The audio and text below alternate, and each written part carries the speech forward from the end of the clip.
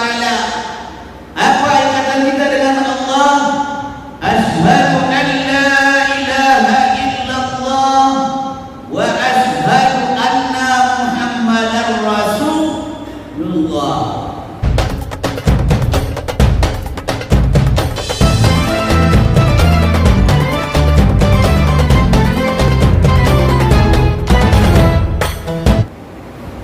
Assalamualaikum warahmatullahi wabarakatuh.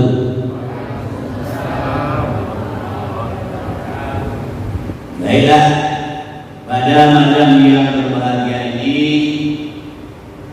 ya kita coba buka sedikit segelintir pengajian yang kita pahami dalam kehidupan kita. Apa itu? Yang mana kami laki-laki ini setiap Jumat mendengar dan dipanggil oleh khatib, ya ayyuhalladzina amanu taqullaha haqqa tuqatih wa la tamutunna illa wa antum muslimun. Ya Pak, setiap Jumat kami bapak-bapak dipanggil oleh khatib. Akan tetapi bukan khatib yang memanggil, melainkan khatib hanya menyampaikan panggilan Allah dalam Al-Quran. Kata beliau, hai orang-orang yang beriman, ittaqullaha haqqa tuqatih, tingkatkan ketakwaan kamu kepada Allah Subhanahu wa taala, dan janganlah kamu mati sebelum sempurna Islam. Bapak Ibu sudah paham dengan tingkatan, dengan panggilan tadi sudah paham.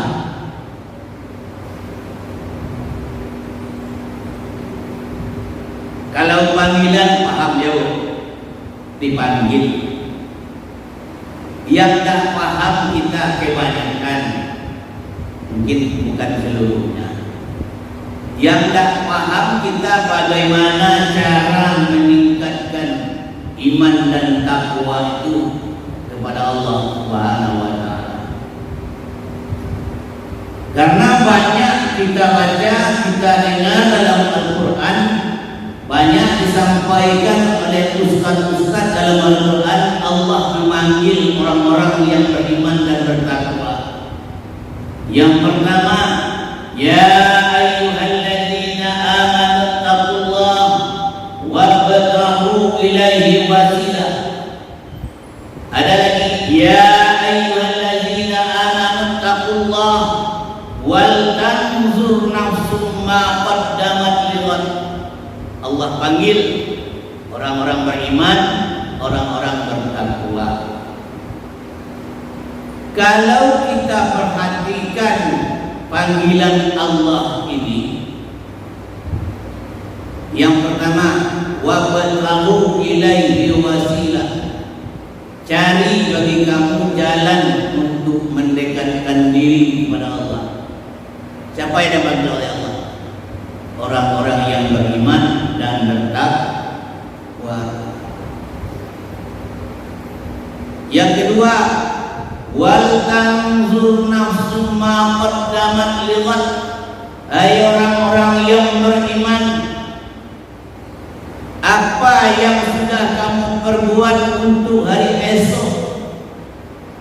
Ini untuk orang-orang yang beriman dan bertakwa juga. Jadi kalau gitu, pernah kita muhasabah diri, dalam arti kata introspeksi diri. Sudahkah saya beriman kepada Allah? Sudahkah saya bertakwa kepada Allah? Pernah kita pertanyakan dalam hidup kita? Kebanyakan Pak ya, kebanyakan. Mungkin perlu kita bermuhasabah. Orang yang bermuhasabah itu pasti ia mencari wabtahu ilaihi wasilah. Yang pertama, dengan apa kita tingkatkan iman dan takwa kita kepada Allah Subhanahu wa taala? Yang pertama, dengan mendekatkan diri kepada Allah Subhanahu wa taala. Sudahkah dekat kita? Sudah, Bu? Sudah dekatkah dengan Allah?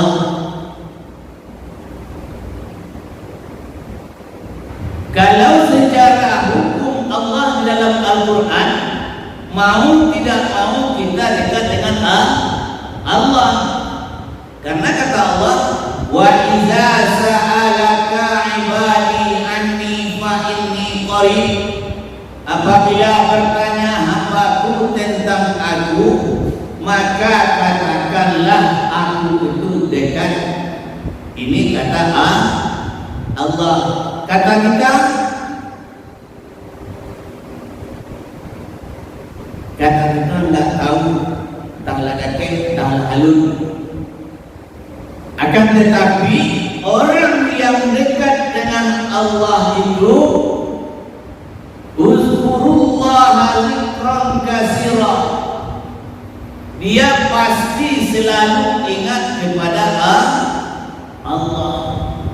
Kalau yang selalu ingat itu bagaimana, Bu? Pak, ibaratkan kita menarik nafas kita turun naik, itu yang ingat selalu.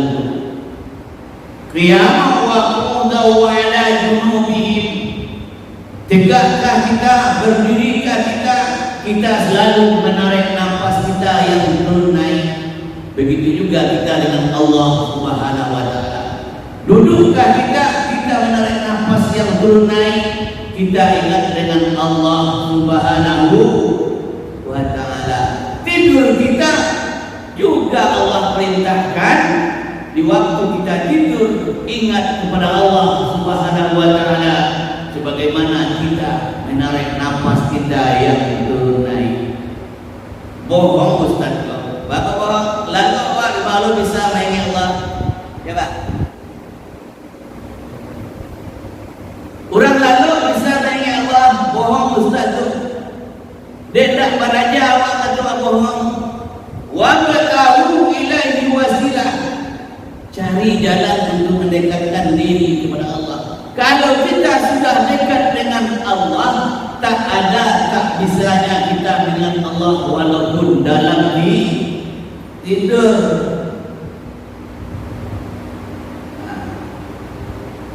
Jadi sekarang, Bu, kapan mau bisa kita berdiri pada tauhid? Jangankan dekat kita dengan Allah, ingat pun susah dengan Allah. Ini satu cara mendekatkan diri kepada Allah. Apa-apa saja jalan untuk mendekatkan diri tadi yang diperintahkan oleh Allah. Ada pula 3 bahagian. Yang pertama, ar-rabtu, ikatan kita dengan Allah Subhanahu wa taala. Apa ikatan kita dengan Allah?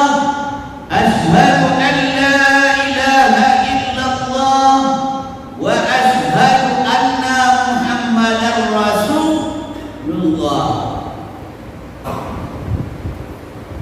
Orang yang sudah ada ikatannya dengan Allah dan ikatannya dengan Muhammad Rasulullah, apabila dibaca 2 kalimat syahadat tubuh, Pak, merinding dia, Pak, merinding dia. Karena ikatan itu adalah suatu persumpahan dengan Allah Subhanahu wa taala. Atiiullaha wa atiiur Rasul. Ikut perintah Allah, ikut perintah Rasul. Sudah kita ikut perintah Allah, lain yang mana kita ikuti? Solat yang 5 kali sehari semalam, lain baca rajukan, lain tapi tidak ada rasa kedekatan awak dengan Allah. Kenapa solat saya tidak pernah khusyuk? Kenapa saya solat yang mungkar-mungkar saya kerjakan juga?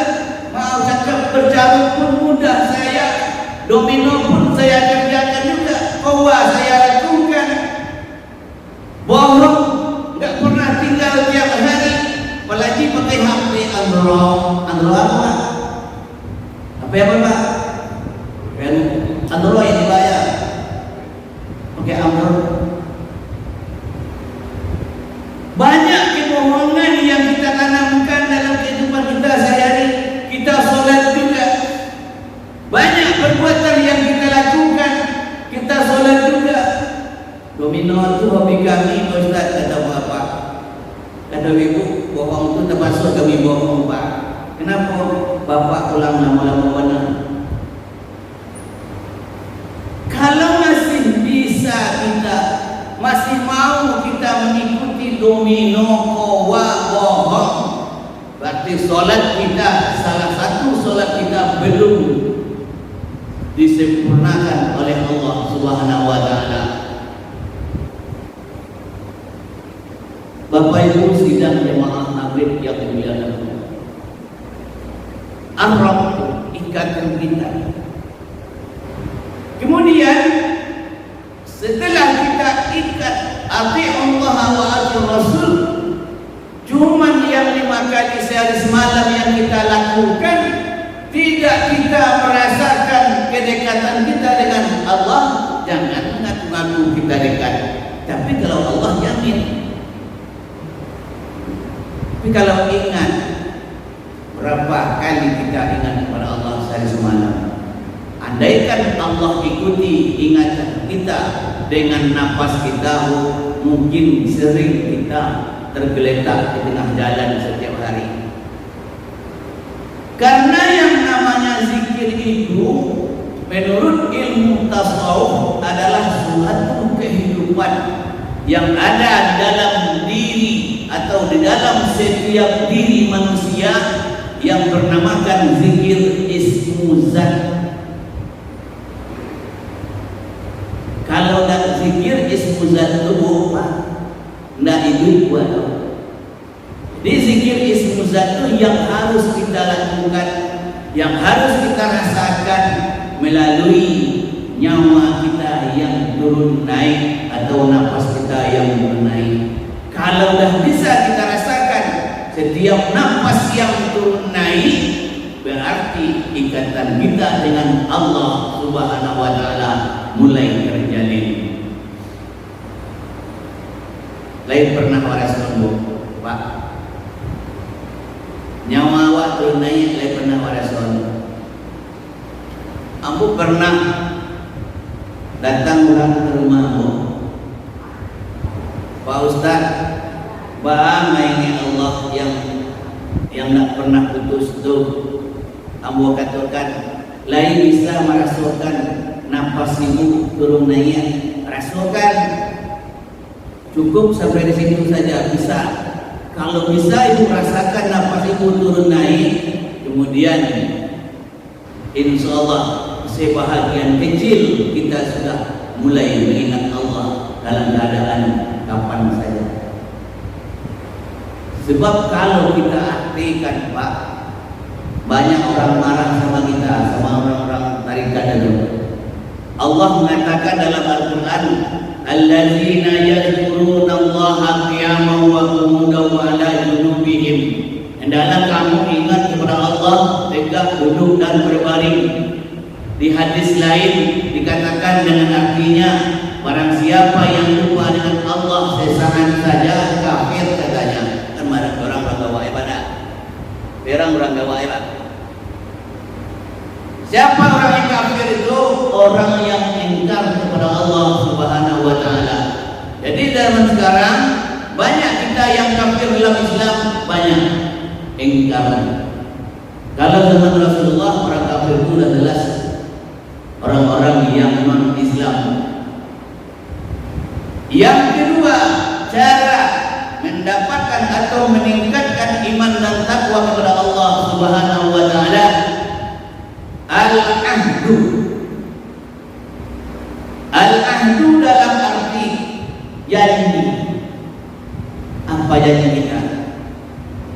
Janji kita dengan Allah Subhanahu wa taala apa?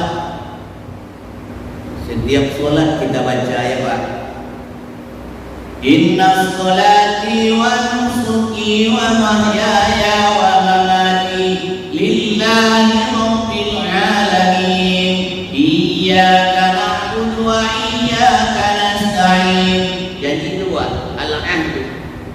Janji ya Allah. Apa artinya Pak? Inna sholati, sesungguhnya salatku, wa nusuki, ibadah, wa mahyaya wa mamati, hidupku dan matiku, lillahi rabbil alamin. Kalau kita berpegang teguh pada inna sholati wa nusuki wa mahyaya wa mamati lillahi rabbil alamin, iyyaka na'budu wa iyyaka nasta'in. Tentu Allah menyuruh kita introspeksi diri ya Allah. Dari mana mulai introspeksi? Kau harus kepada Allah wa menyembah, kau harus kepada Allah wa meminta, kau harus kepada Allah wa hidup, kepada Allah wa mati. Walaqad khalaqnal insana min salsalin min hamamin masnun. Sungguh telah Allah jadikan manusia tadi dari tanah liat yang kering, yang berasal lumpur hitam. Dalam arti kata, dengan kekuasaan Allah, dengan keinginan Allah, dan dengan maha pengasih dan penyayangnya Allah jadikanlah manusia itu dari bahan yang mati, dari benda yang mati.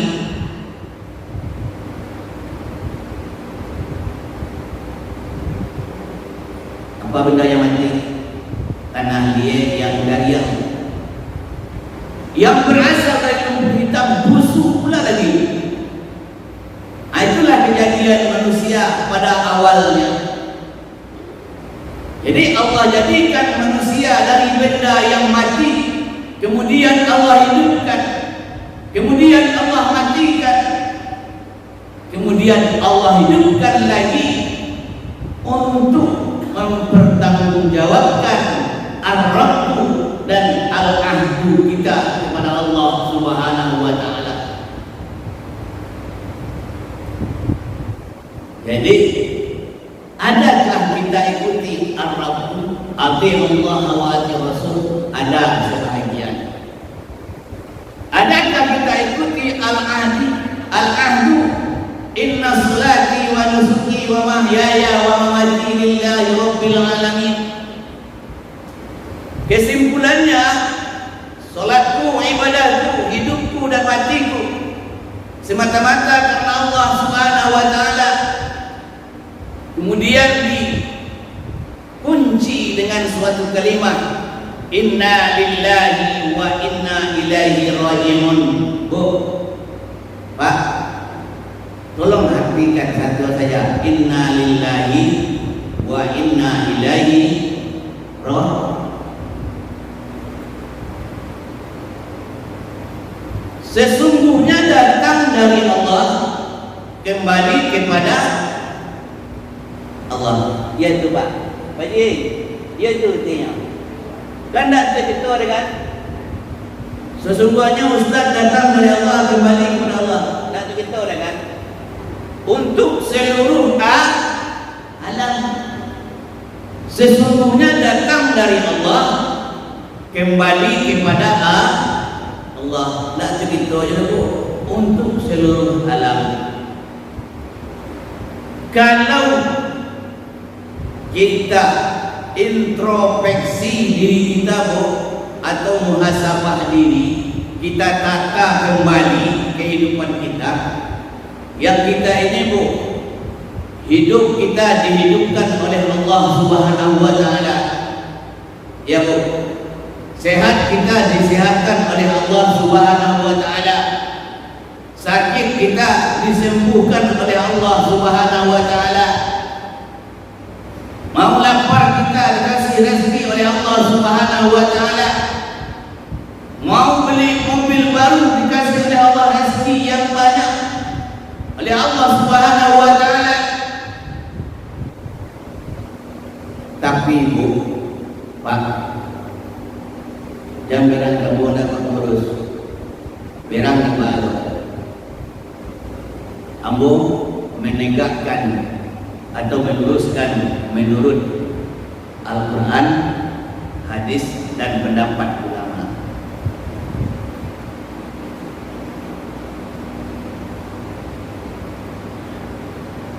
Kenapa Pak? Kok belum bentang tikar?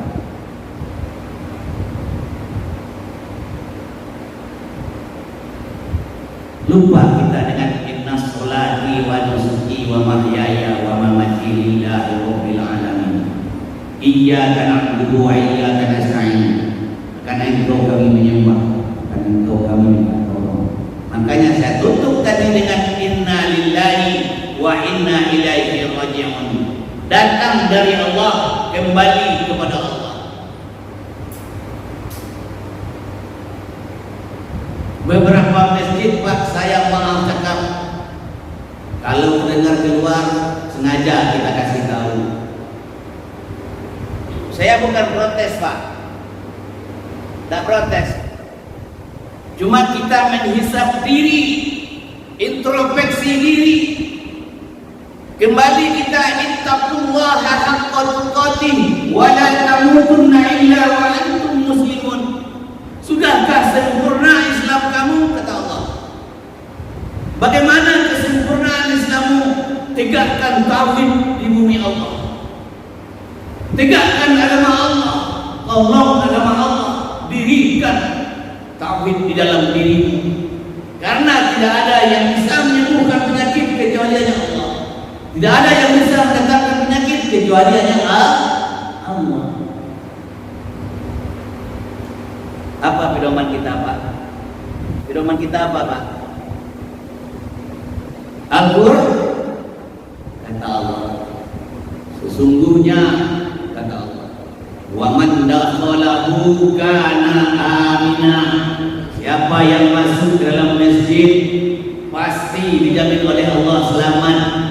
Tidak mungkin orang sakit masuk ke masjid do. Awak dan nio beraja pada alam terkambang Pak, yang lah sudah 2000 berago Aceh tu. Berapa nak runtuh masjid Aceh tu ketika begitu gadangnya tsunami. Berapa nak mati orang dalam masjid itu sadonya. Awak kini maaf Pak, maafkan saya, maaf. Tahiyat tidak. Yang kita dengar sekarang, masjid ada pakai tikar. Untung saya kasih tikar sama imam tadi. Kalau tidak hidung saya di tembok. Mana bersih tembok dengan tikar? Ini saya menunjukkan tauhid Pak Bu untuk kita semua. Makanya di dalam diri kita itu tiada yang hidup kecuali hanya Allah. Allah seru sekalian alam. Tiada yang berkuasa, yang berkeinginan kecuali hanya Allah. Hidupkan kalimah la ilaha illallah dalam tubuh kita. Bagaimana hidupkannya? Allazina yadhkuruna Allaha qiyaman wa qu'udan wa ala junubihim.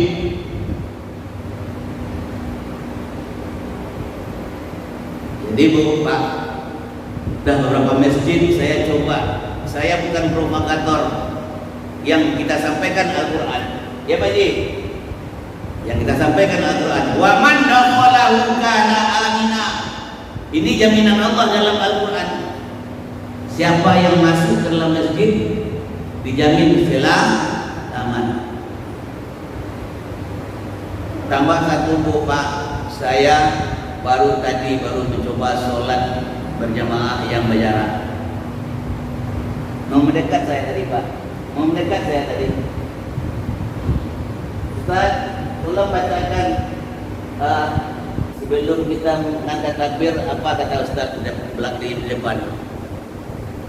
Ini maaf Bu Pak, mungkin saya belum jumpa karena saya jarang baca Pak. So, pagi lurus dan rapat bahagian daripada kesempurnaan sholat jamaah ya. Jadi tadi saya nggak tahu saya niatnya apa, tahu imam tamam.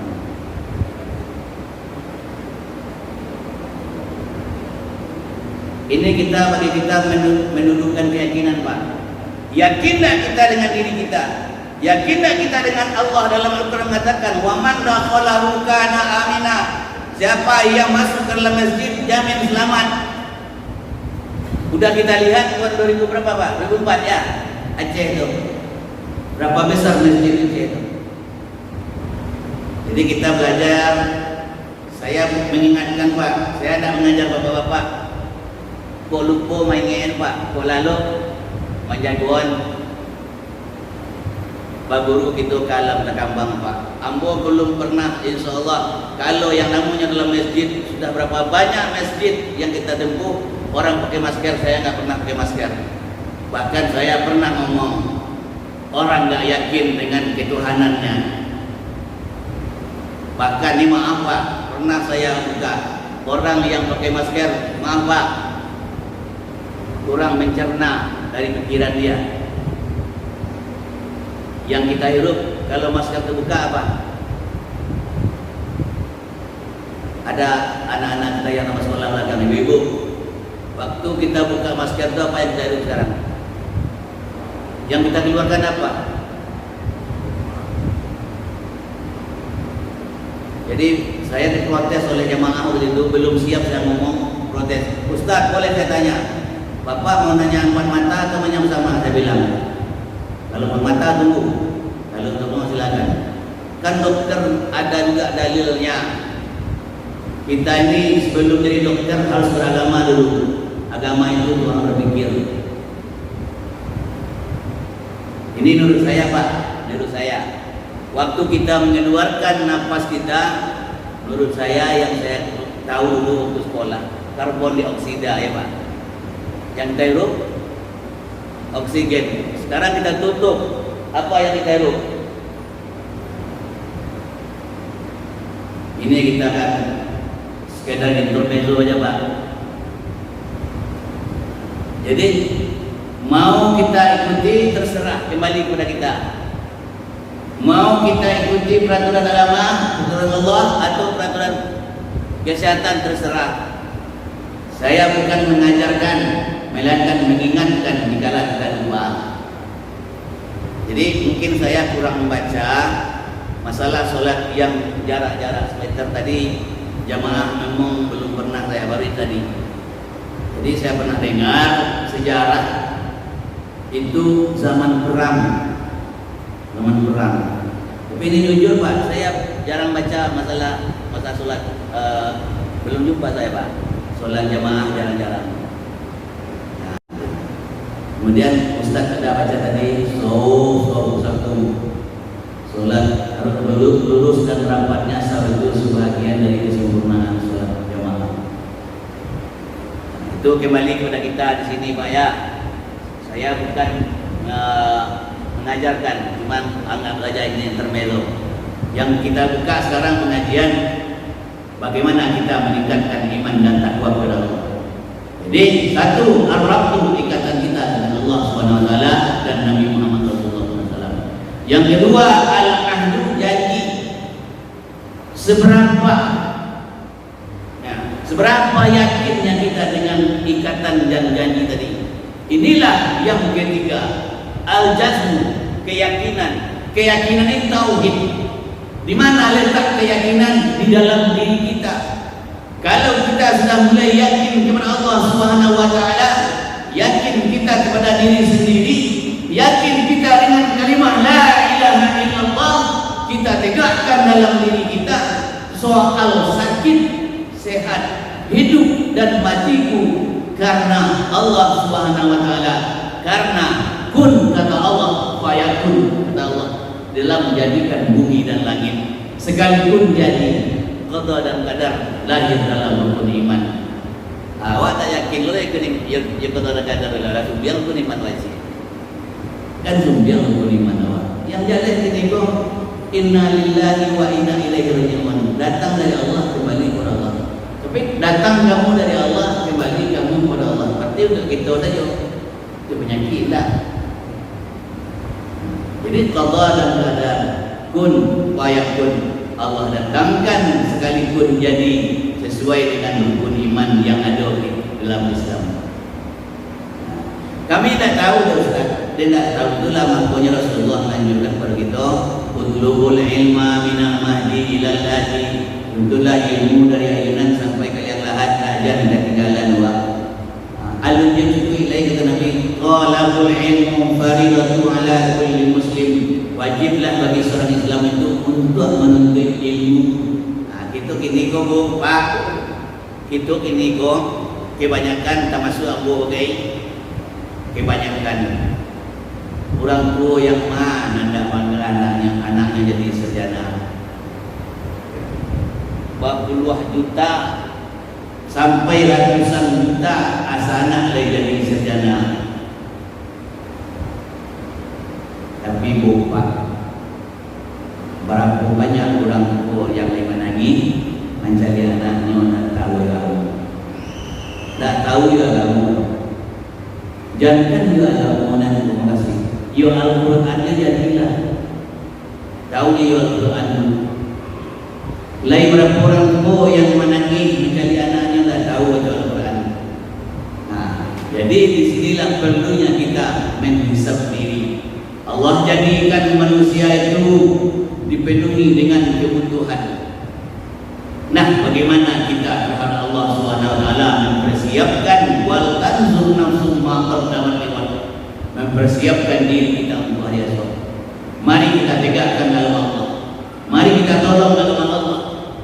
Mari kita sempurnakan iman dan takwa kita kepada Allah Subhanahu wa taala. Bapak Ibu sidang jemaah Maghrib yang dimuliakan Allah. Mudah-mudahan bisa kita sama-sama memahami apa yang kita sampaikan, dan sekali lagi saya minta maaf segala sesuatu yang menyinggung bukanlah sengaja menyinggung, melainkan kalau tadi dua dijagokan, kalau lupa diinginkan.